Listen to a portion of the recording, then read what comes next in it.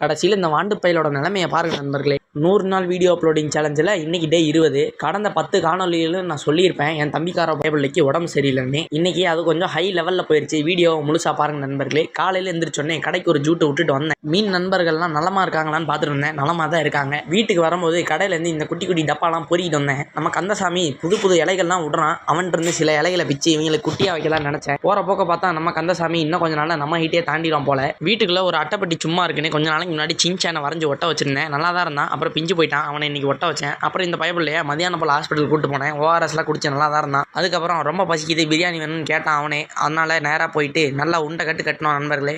அதில் இந்த நண்டு சூப்பு தான் ஹைலைட்டு. அதில் நண்டு காலை பார்த்தோன்னே ஏதோ ஒரு வினோதமாக இருந்து பயந்துட்டேன். என் தம்பிக்காரனுக்கு தெரியாமல் ஐஸ்கிரீம் சாப்பிட்டது எவ்வளோ தப்புன்னு எனக்கு தான் தெரியுது. வாய்ஸ் ஓவர் கொடுக்கும்போதே தொண்டையெல்லாம் கரகரங்குது. அடுத்த பேஷண்ட் நான் தான் நினைக்கிறேன். வீட்டுக்கு வந்து கொஞ்சம் நேரம் மல்லாக்கப்படுத்தி எடிட் பண்ண வேண்டிய ஒரு வீடியோலாம் எடிட் பண்ணிட்டு போஸ்ட் பண்ணிட்டேன். வரும்போதே வரைபடத்துக்கு தேவையான பொருட்கள்லாம் தீர்ந்து போச்சு. அதெல்லாம் வாங்கிட்டு வந்தேன். இந்த வேலையெல்லாம் பார்த்து முடிக்கிறதுக்குள்ளே 6 மணி ஆயிடுச்சு. சரி நம்ம கலக்கல் முளை காஃபி ஒன்று போடலான்னு நினச்சேன். ஆனால் அதுக்கு டைம் இல்லை. நார்மல் காஃபியே போட்டு குடிச்சிட்டேன். அது மட்டும் இல்லாமல் காலையில் சுத்தம் பண்ணி வச்சிருந்த டப்பாலாம் பெயிண்டிங் ஒர்க் பண்ணலான்னு ஒரே மாதிரி எல்லா டப்பாக்கும் பெயிண்ட் அடித்தேன்.